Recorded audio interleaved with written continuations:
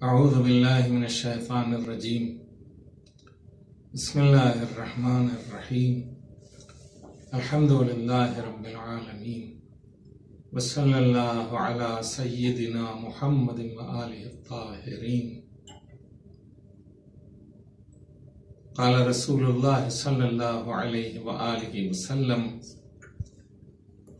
إن الحسين مصباح الهدى وسفينة النجاة۔ پیغمبر اکرم صلی اللہ علیہ وآلہ وسلم کی وہ مشہور و معروف حدیث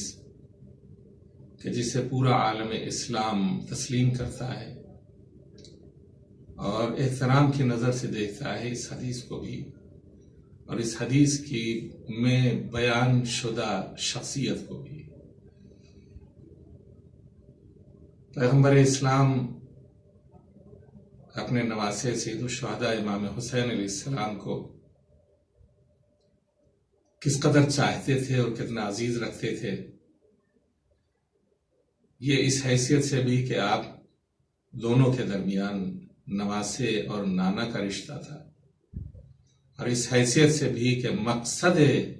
سید الشہداء، مقصد رسالت مآب صلی اللہ علیہ وآلہ وسلم کے بہترین ترجمان اور محافظ کا نام حسین ابن علی تھا۔ لہذا ان دونوں میں ایک نسبی رشتہ بھی تھا اور ایک روحانی اور معنوی رشتہ بھی تھا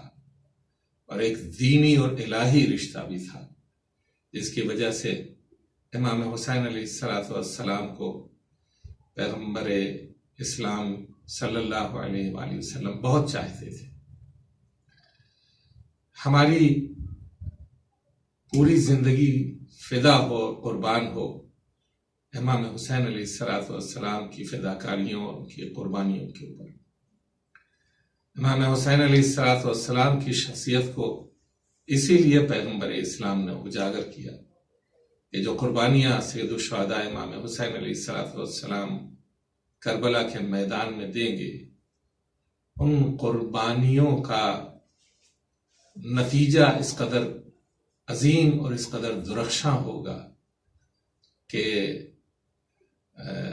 جس کے مقابلے میں دنیا کی تمام ظالمانہ طاقتیں سرنگوں ہو جائیں گی۔ اسی لیے پیغمبر اکرم صلی اللہ علیہ وآلہ وسلم نے امام حسین علیہ السلام کی اس بنیادی شخصیت کو اجاگر کرنے کے لیے آپ کے بارے میں فرمایا کہ ان الحسین مصباح الہدی، حسین ہدایت کا چراغ۔ یہ چراغ ایسا چراغ نہیں ہے کہ جو گویا معمولی ساز و سامان سے بنایا جاتا ہے کہ ہلکے سے ہوا کے جھونکے سے بجھ جائے، بلکہ یہ چراغ وہ چراغ ہے جو آندھیوں میں بھی جلتا ہے، اور یہ تیل کے ذریعے نہیں جلایا جاتا بلکہ خون کے ذریعے روشن کیا جاتا ہے۔ امام حسین علیہ السلام نے کربلا میں جو چراغ جلایا وہ اپنے لہو سے اور اپنے عزیزوں کے لہو سے جلایا، اور جو چراغ لہو سے جلتا ہے اسے ظلم کی آندھیاں نہیں بجھا سکتی۔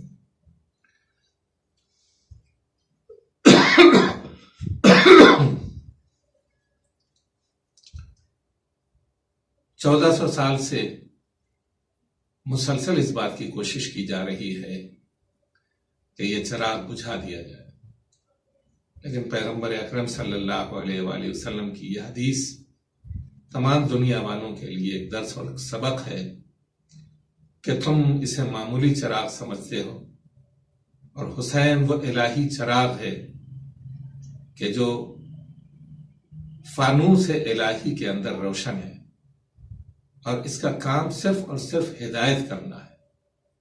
ان الحسین مصباح الہدی۔ آپ یہ دیکھیں کہ عزاداری حضرت ابا عبداللہ الحسین بھی ہدایت کا سرچشمہ ہے، اور ایک ایسا روشن چراغ ہے کہ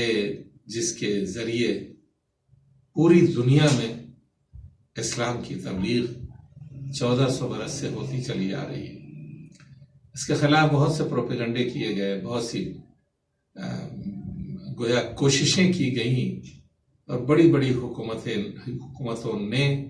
عزائے سید الشہداء کو بھی ختم کرنے کی کوشش کی، لیکن عزائے سید الشہداء کسی بھی طرح سے ختم نہیں ہوئی، بلکہ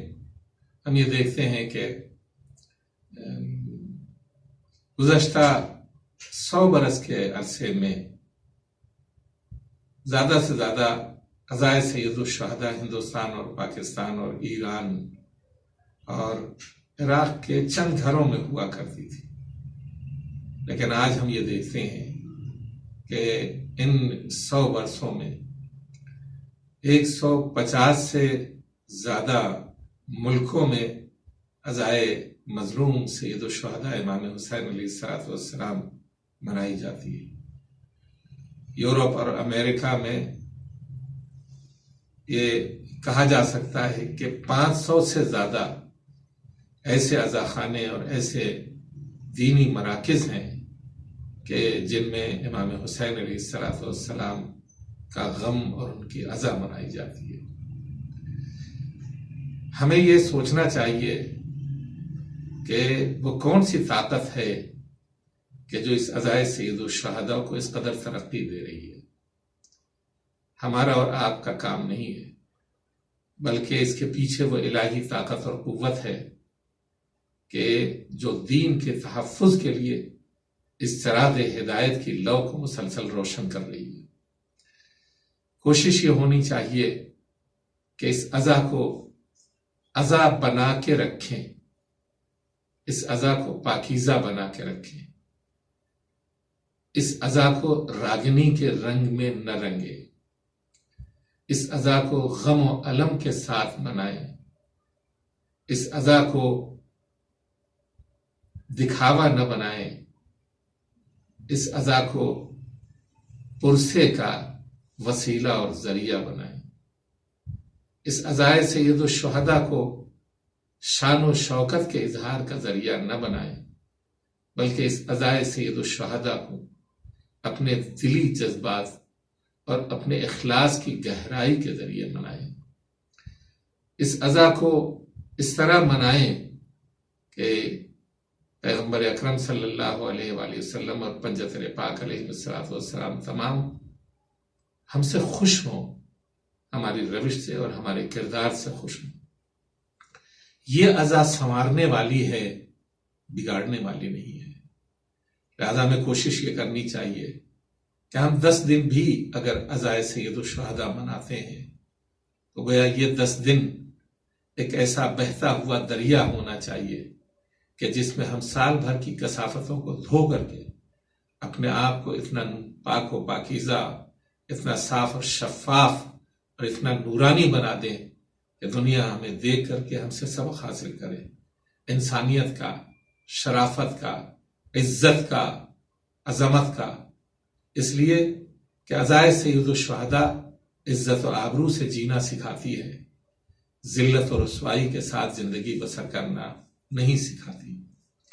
ہمیں کوشش یہ کرنی چاہیے کہ ہم لاگا ڈاٹی سے کام نہ لیں، ہم اظہار کریں تو دکھاوے کے طور کے اوپر اظہار نہ کریں، بلکہ فرش عزا بچھائیں تو دل کی گہرائی کے ساتھ بچھائیں اور واقعی سیدہ کو پرسہ دینے کے لیے بچھائیں۔ دوسری قوموں کو اس کا موقع نہ دیں کہ وہ عزائے سید الشہداء کو مذاق بنا کر کے دیکھیں، دوسری قوموں کو اس کا موقع نہ دیں کہ وہ عزائے سید الشہداء کو ایک ڈرامے کی حیثیت سے دیکھیں، بلکہ عزائے سید الشہداء کو ایک ایسے عمل کے ذریعے دیکھیں کہ دوسروں کے دل بھی ہماری طرح غمزدہ اور رنجیدہ ہوں، اور دوسری قومیں بھی جو آج تک کرتی چلی آ رہی ہیں۔ ہم تو عزا مناتے ہیں اور ان کی مرادیں پوری ہوتی ہیں، اس کی تاریخ 1400 برس پرانی ہے کہ دوسری قوموں نے عزائے سید الشہداء سے کس طرح فیض حاصل کیا ہے۔ ہمیں بھی چاہیے کہ ہم اپنے دل کو اتنا پاکیزہ بنائیں کہ عزائے سید الشہداء سے استفادہ کریں اور اپنے دل کو اور اپنی روح کو پاکیزہ بنائیں۔ عزیزو، ایسا نہیں ہونا چاہیے کہ دوسری قوموں کے رسم و رواج ہم عزاداری کے اندر شامل کریں، دوسری قوموں کے طور طریقے ہم عزاداری کے اندر شامل کریں۔ ضروری نہیں ہے کہ جب تک ہم وہ تمام چیزیں کہ جو عزائے سید الشہداء میں ہم شامل کرتے ہیں، ہمارے لیے عزائے سید الشہداء کے لیے ایک فرش عزا کافی ہے، ایک ہاتھ کافی ہے، ایک آنکھیں کافی ہیں، اور ان کی بنیاد فرش عزا کے لیے بھی لازمی اور ضروری نہیں ہے۔ خاک نشینوں کے لیے خاک کے اوپر بیٹھ جانا ہی زینت ہے۔ خالص عزا جو ہے وہ یہ ہے، عزا کو رونق دینے والی چیزیں کچھ اضافہ کر دی گئی ہیں، لیکن اسے رونق بنا کے رکھیے، اس کے عظمت کے ساتھ علم ہے، تابوت ہے، ذوالجناح ہے، ان کی عظمت کا خیال رکھیے اور اس میں احترام کو مد نظر رکھیے اور ان شہیدوں کی یاد کو تازہ کیجیے ان کے ذریعے کہ جنہوں نے خدا کی راہ میں اپنی جانوں کا نذرانہ پیش کیا اور قربانیاں پیش کی۔ اسے گویا سجاوٹ کا سامان نہ بنائیے اور اسے اپنی عزت و آبرو کا سامان نہ بنائیے، بلکہ ان چیزوں کو ایسے احترام کے ساتھ منائیے اور ایسے احترام کے ساتھ ان کو برتیے کہ دیکھنے والی نگاہیں نہ صرف عبرت حاصل کریں بلکہ فیض حاصل کریں، اور فیض حاصل کرنے کے ساتھ ساتھ ہم گویا خود بھی اس سے فائدہ اٹھائیں اور دوسری قومیں بھی اس سے فائدہ اٹھائیں۔ ہم دیکھتے ہیں کہ دوسری قومیں بھی چاہے ہندوستان کے مختلف علاقوں میں مختلف ہندو رجواڑے تھے کہ جنہوں نے عزائے سید الشہداء کو آج تک باقی رکھا ہے، اور اس سال بھی مختلف ہندو راجاؤں نے عزائے سید الشہداء کو منایا۔ پاکستان میں بھی ایسے دوسری قومیں سید الشہداء کی عزاداری کو پوری رونق کے ساتھ اور پورے اعزاز کے ساتھ مناتی ہیں اور اس سے کسب فیض کرتی ہیں۔ ہمیں اس میں گویا ایسے حالات نہیں پیدا کرنے چاہیے کہ جو اختلاف کا باعث ہوں، جو گویا ٹکراؤ کا باعث ہوں، جو لوگوں کو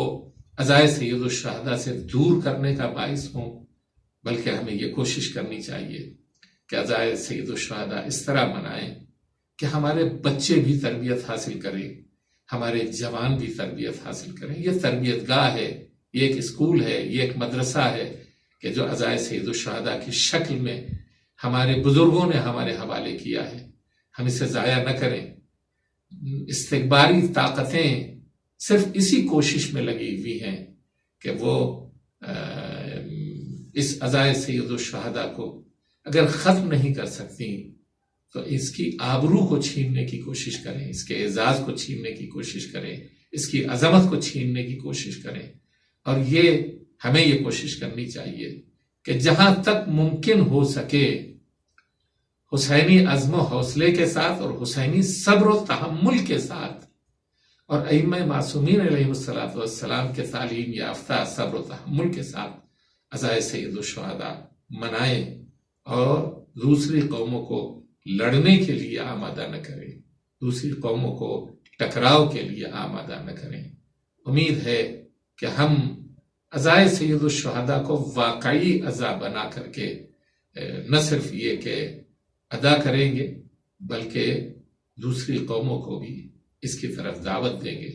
اور اپنے بچوں اور جوانوں کو بھی ان کے اندر بھی یہ شوق پیدا کریں گے، اس لیے کہ یہ بات دیکھنے میں آ رہی ہے کہ ہم اپنے بچوں کو ایک ٹریڈیشنل چیز دے رہے ہیں اور ایک ایسی ٹریڈیشنل چیز دے رہے ہیں کہ ہمارے بچوں اور ہمارے جوانوں کے ذہن میں اس سے اچھی چیزیں جو ہیں وہ باہر نظر آ رہی ہیں۔ تو ہم ان چیزوں کو اگر ٹریڈیشنل بنا کر کے عزائے سید الشہداء کو اور مجالس کو ٹریڈیشن کا رنگ دے کر کے اگر اپنی نسلوں کے حوالے کریں گے تو یہ نسلیں کچھ دیر تک اس عزا کو ڈھو نہیں سکتی کہ جو ہم دے رہے ہیں. ہمیں یہ احساس کرنا چاہیے کہ وہ جو روح عزا ہے وہ ہمارے ہاتھوں سے چھننے نہ پائے، اور وہی روح ہم اپنی نئی نسلوں میں منتقل کریں تاکہ ان کے یہاں روحانیت کی حیات دوبالا ہو سکے. والسلام علیکم ورحمۃ اللہ وبرکاتہ.